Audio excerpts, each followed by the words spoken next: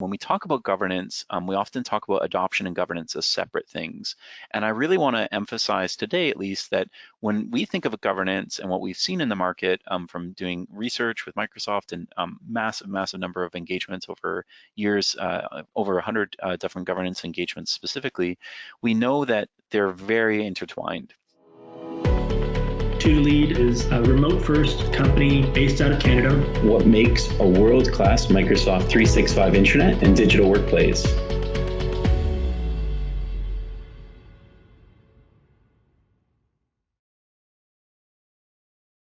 Whatever your definition of governance is, keep it, it's great, but here's a different one.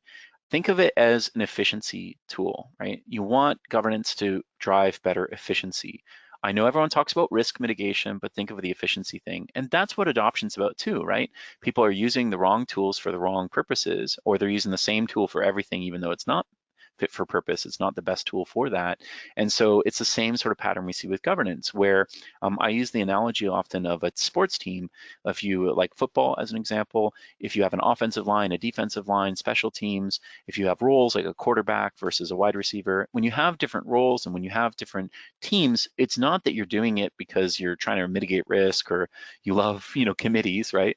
You're doing it because you're trying to be more efficient. You're trying to improve how you organize plays. You're trying to improve how you develop, your talent across your team. You're trying to improve how you coordinate to do the thing you're there on the field to do. In this case, to win, but in your business, to win and achieve your objectives, right? Whether that's in healthcare, patient care, or in scholastic things, student care, et cetera, student outcomes. Your drivers, whether they're monetary or not, are still, at the end of the day, what you're all there as teams to work around. So think of it this way: if you don't think of governance as a first-party citizen thing to focus on with high intensity, it's likely that your teams are like, I have a 4-year-old, and when he plays soccer and he runs out, or football out on the field, they're all just kind of chasing the ball and they're randomly doing it.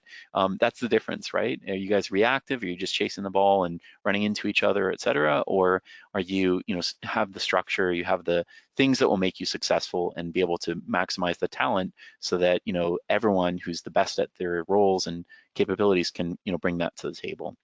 And so we are still a people business. I think every company in Earth, essentially at the end of the day, is still people oriented. And so if you're delivering services and delivering product, you need to make sure you maximize those people. So that's the framing for governance that I'm going to be emphasizing the most today versus traditional risk mitigation.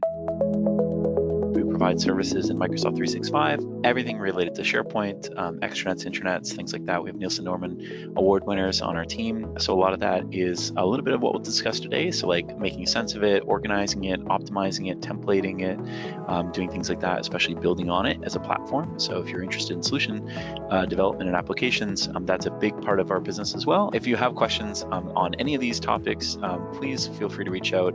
I'm super friendly, and I want this to be the start of the conversation. So yeah, looking forward to getting to know those in the audience a little bit better in the near future.